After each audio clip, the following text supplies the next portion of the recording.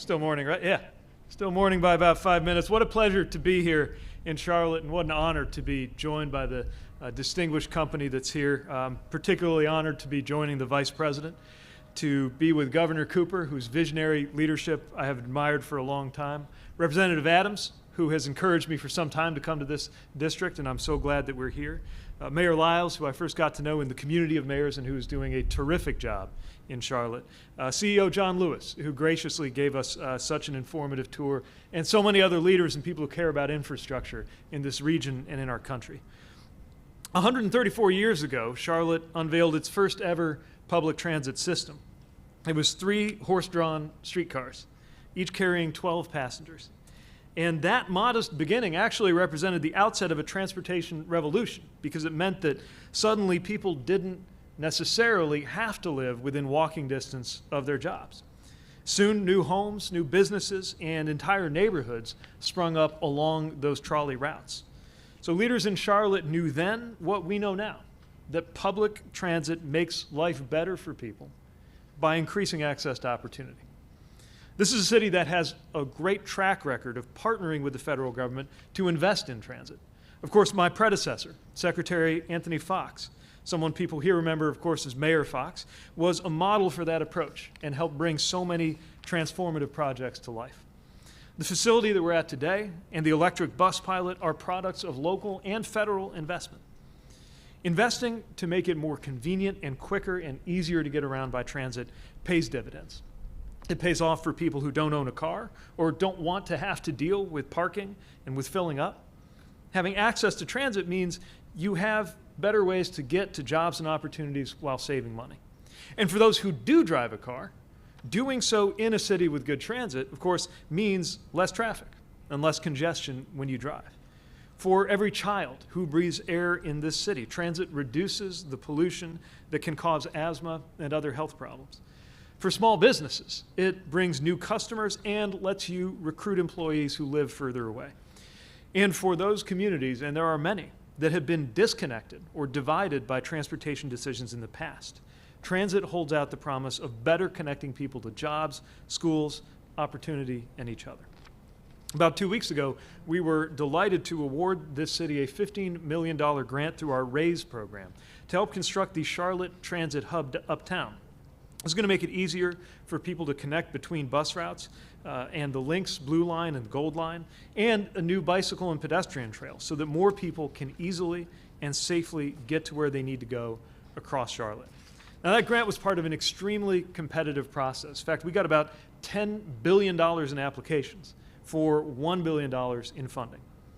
But now, thanks to the bipartisan infrastructure law that President Biden signed last month, we will have the resources to support far more worthy projects like these here in North Carolina and across the country. This bill is going to make the biggest investment, in fact, in public transit in history. It'll modernize roads and bridges, passenger rail and freight rail, ports and airports. It'll get more electric buses like the ones we saw today onto the road more quickly, and more electric vehicles, helping to reduce carbon emissions. And maybe the best part, it's going to create a lot of good-paying jobs for people building and maintaining our new infrastructure, and for the people whose business relies on goods moving from factories to shelves. So generations ago, cities like Charlotte moved past horse-drawn transit, in part because they were thinking about safety, pollution, and efficiency.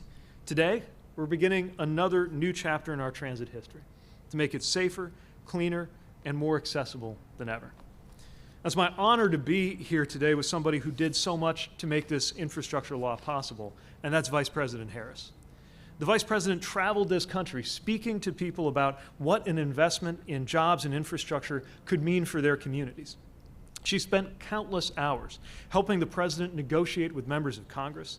She worked to make sure that clean school buses, clean water, and environmental justice were included, all of which are issues that she championed in the Senate as well. I remember one meeting in particular early in the negotiations as the President was gathering people from both sides of the aisle in the Oval Office to discuss where the space for a deal might be. And there was a lot of listening, and the members had a lot to say. I was trying to offer some technical input and data from our department. And in that conversation, at just the right moment, the Vice President spoke. And her message was about the need to think big, not to get lost in the details or the politics, but to remember the unique nature of the opportunity in front of us. And she was exactly right, and it helped shape the conversation. It's just one very small example of the countless ways in which her presence has made an impact on this monumental legislation. So now more people in Charlotte and across the country will ride electric buses, travel on safer roads, and have a chance to work building infrastructure that will support our economy for generations. We're going to hear from Vice President Harris in a moment. Before that, you're going to get to know somebody that we just got to know on the tour, Shonda Wright, a rail car maintenance technician here in Charlotte. And I'll say transportation workers like Shonda have been so indispensable to keeping us moving during the pandemic. They don't get the option of coming to work by Zoom. They have been there for us every single day. And both the workers who are driving our transportation systems, literally, and the workers who count on them in order to get to where they need to be. That's who this legislation is really about. So again, thank you for the opportunity to be here. We are very excited in the Department of Transportation to work with Charlotte and communities across the country on the opportunities ahead. Thanks very much. Please welcome Charlotte Area Transit System Rail Operations Training Supervisor, Shonda Wright.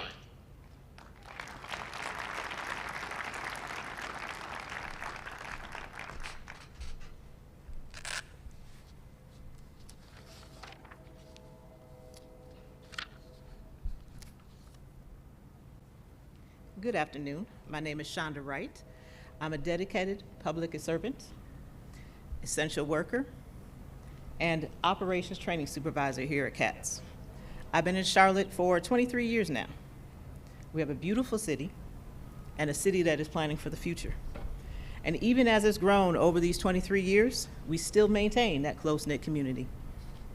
It's no secret that the COVID-19 pandemic has impacted our world, our country, and the transit industry profoundly. Like many fellow transit workers, I've speculated what the future will hold. Do I need to worry about my job? Will I be able to provide for myself? Here at CATS, we've been fortunate. The arrival of federal resources throughout the pandemic have not only protected the livelihoods, but primed the transit industry for a comeback. This is due to the swift and bold actions of the federal government. Not only have they had swift and bold actions, but this administration has helped has helped to broker the historic bipartisan infrastructure deal. This deal not only ensures a bright future for the transit industry, but for transit workers across our nation. But what does this transportation investment mean for us here at CATS? It allows us to fulfill the promise to deliver a world-class bus, rail, and transit network that works for all community members. Now please join me in welcoming the Vice President, Kamala Harris.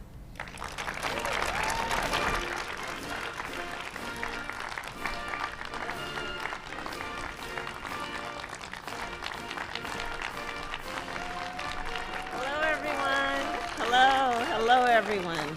Thank you, thank you. Please have a seat. Please have a seat. It is wonderful to be back in North Carolina. Shonda, I want to thank you for your skill, for your knowledge, for showing us around today and just increasing our enthusiasm and excitement for what's happening here in this state and around the country, both because of the skilled workers who actually make it all come together, but also because of the innovation that we are seeing every day, and certainly here at this facility. I want to thank Secretary Pete Buttigieg, where are you? There you are, for joining me today and for serving our nation as the Secretary of our Department of Transportation. You've been doing extraordinary work, and thank you for that. Also traveling with me today is Congresswoman Alma Adams, and I want to thank you, Congresswoman. I will say to your home state that I see the Congresswoman in the halls of Congress, in the White House. She is always fighting for the people of her district and the people of North Carolina, whether the cameras are on or the cameras are off. So thank you for your leadership. Thank you. And of course, Governor, it is always good to be with you. It is always good to be with you. And Mayor, thank you for hosting us.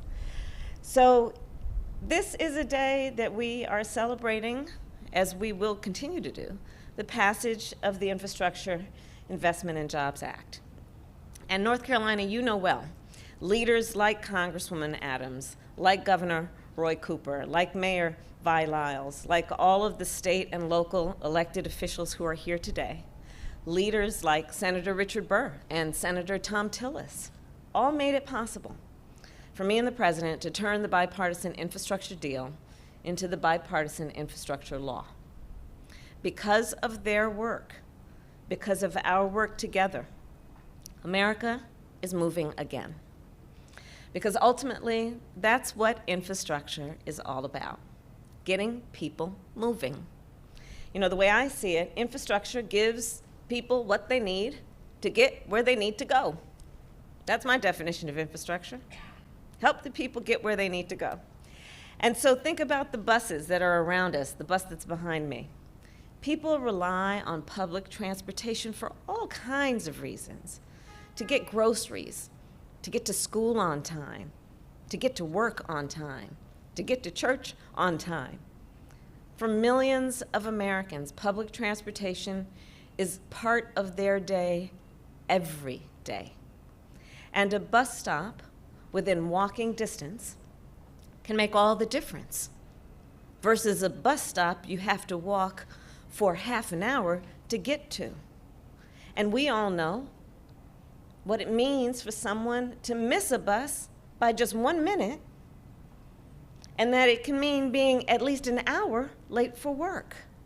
All of these are issues that we will address by paying attention to the need to put resources into our public transit systems.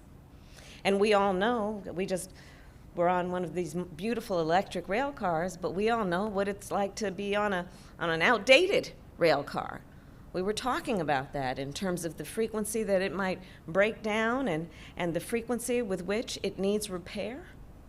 In states across our nation, public transportation is not as fast or as frequent, as safe or as healthy as it can be.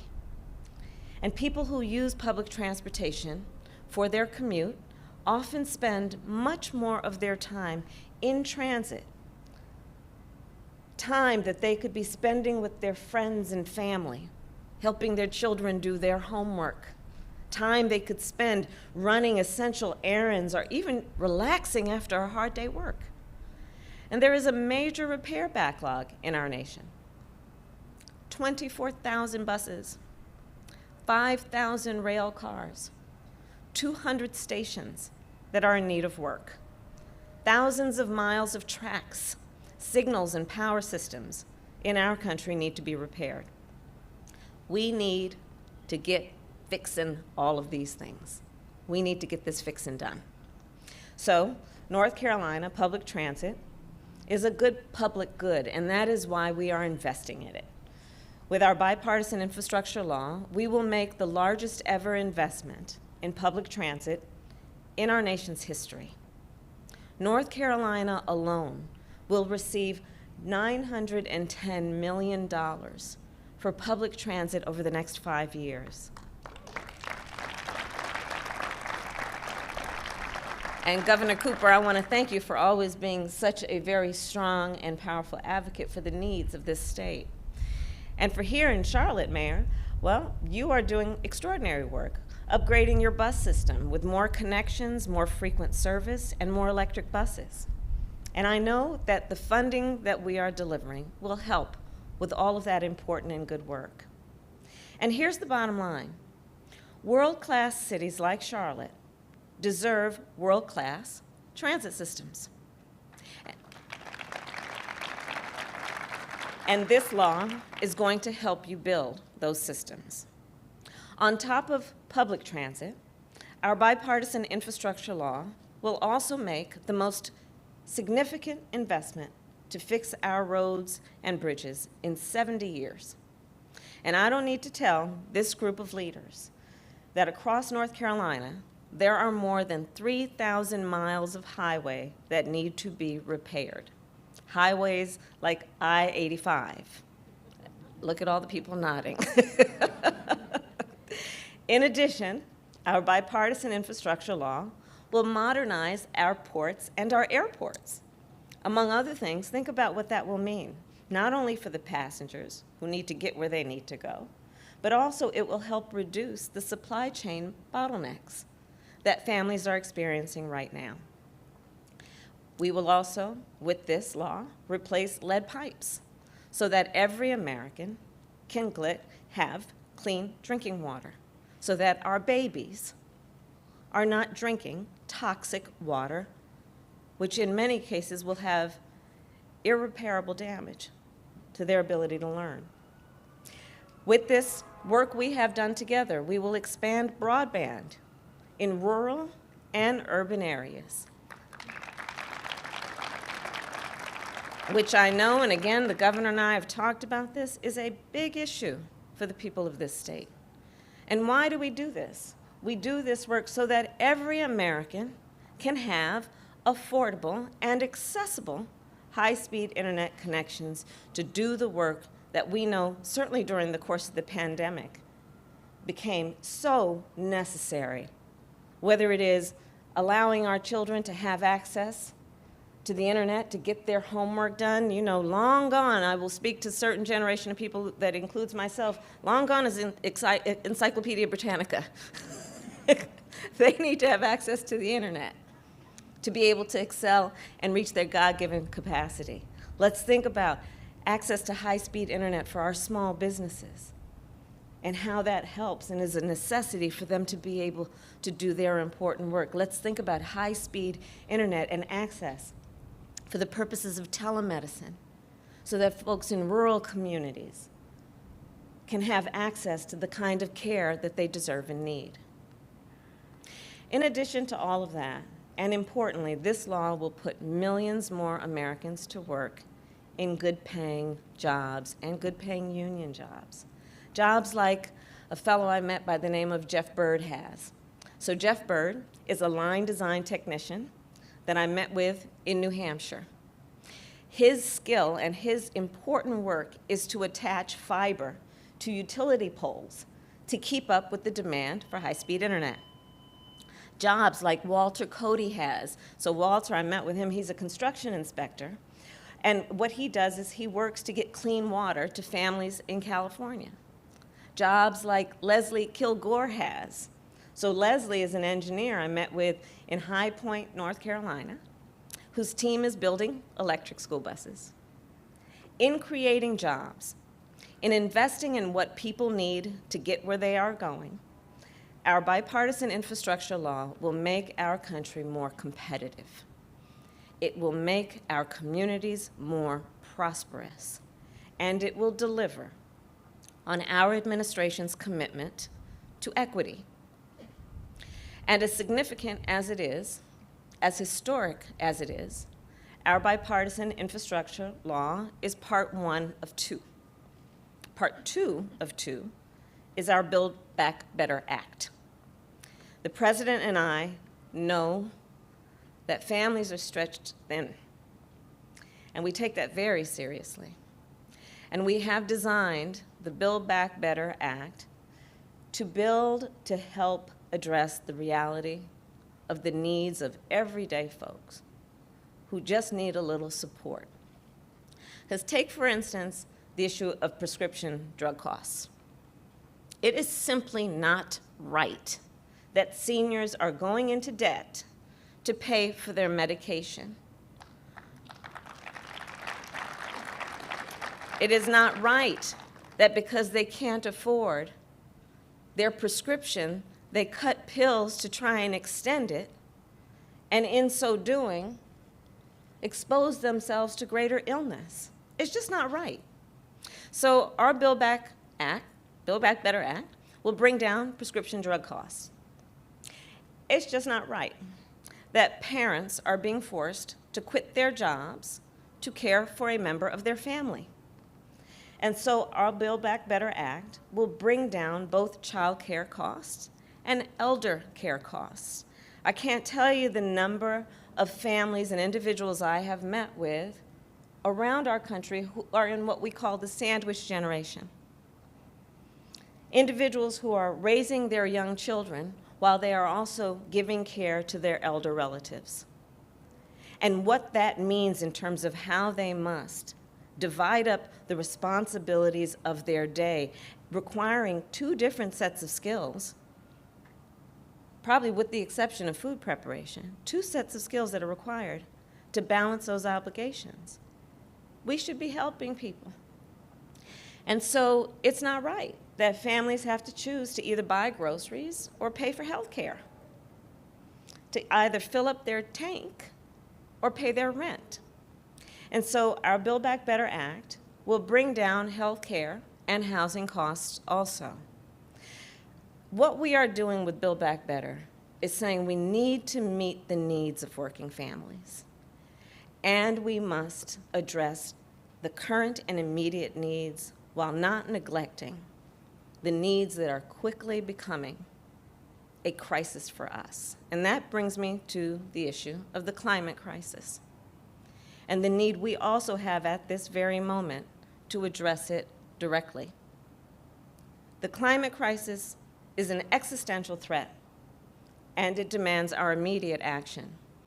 So with Build Back Better, we will make an historic investment to help families weatherize their home, businesses to produce clean energy, and our nation to reduce emissions. The climate crisis is not slowing down, and neither can we. The House passed our Build Back Better Act just before the holiday, before Thanksgiving, and the President and I are confident that the Senate will do the same very soon. Yes. And it bears noting, this bill is fully paid for and will not raise taxes on anyone making less than $400,000 a year. And we are determined to get it passed and bring down costs for you and the people of our nation. So I will conclude with this. In many ways, our bipartisan infrastructure law and our Build Back Better Act embody our character as a nation.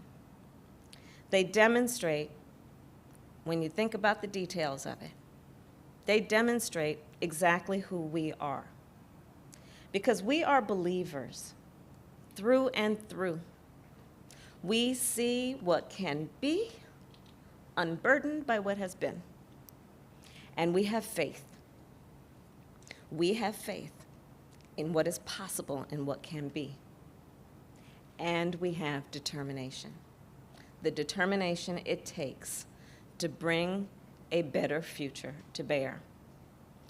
So as we move forward, let us believe in our people and invest in our people. And always, let us believe in what we can do when we stand together. Thank you all very much. God bless you, and may God bless America. Thank you. Thank you.